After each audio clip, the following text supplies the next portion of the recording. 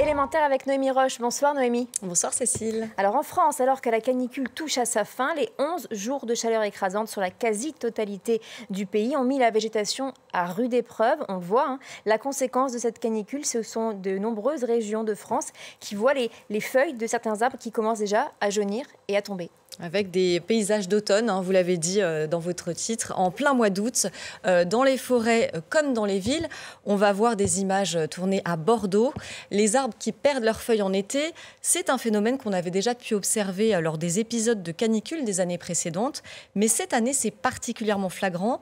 Il faut dire qu'on vit un été très chaud et au cours de cette deuxième vague de chaleur de l'été, les 40 degrés ont été dépassés, parfois pendant plusieurs jours, notamment dans le sud et à l'ouest. Ces températures, elles sont beaucoup trop élevées pour de nombreuses espèces d'arbres. On va avoir des explications avec Serge Zaka. Il est ingénieur agricole et il documente notamment les effets du changement climatique sur Internet.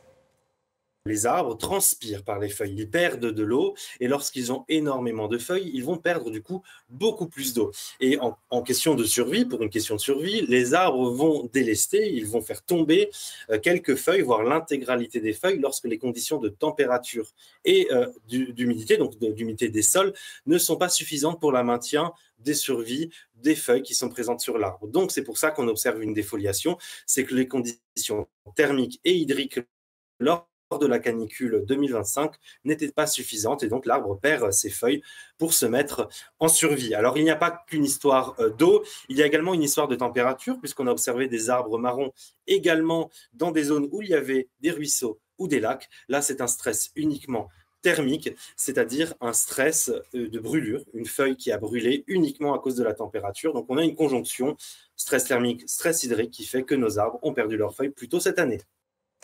Noémie, c'est un phénomène assez inquiétant pour l'avenir des forêts.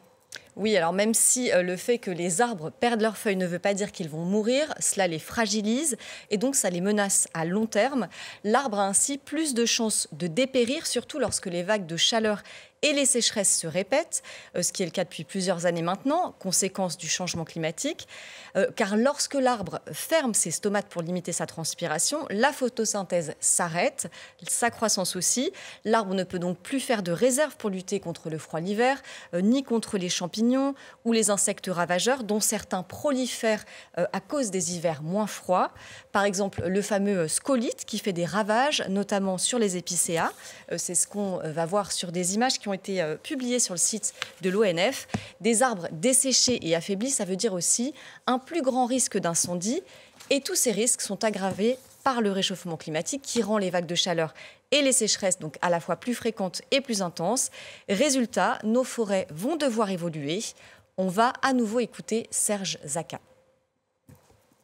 Alors elles vont évoluer sur le long terme encore avec le changement climatique. Du fait de cette fréquence de canicule qui se répète, on va avoir un dépérissement de plus en plus important des espèces les plus sensibles, le chêne notamment pédonculé, le frêne également, on a l'érable, on a le platane, on a le peuplier également qui pourrait disparaître de certaines plaines françaises dans le sud, le sud-ouest, le sud-est, mais également la partie centrale de la France et remonter sur une autre partie de l'Europe où les conditions seront plus favorable. La problématique, c'est que le changement climatique étant plus rapide que l'évolution par le sud des espèces, eh bien, il faudra que l'homme intervienne de façon intelligente en respectant la biodiversité, la diversité génétique également, en intégrant ces nouvelles espèces à la place des arbres qui sont morts.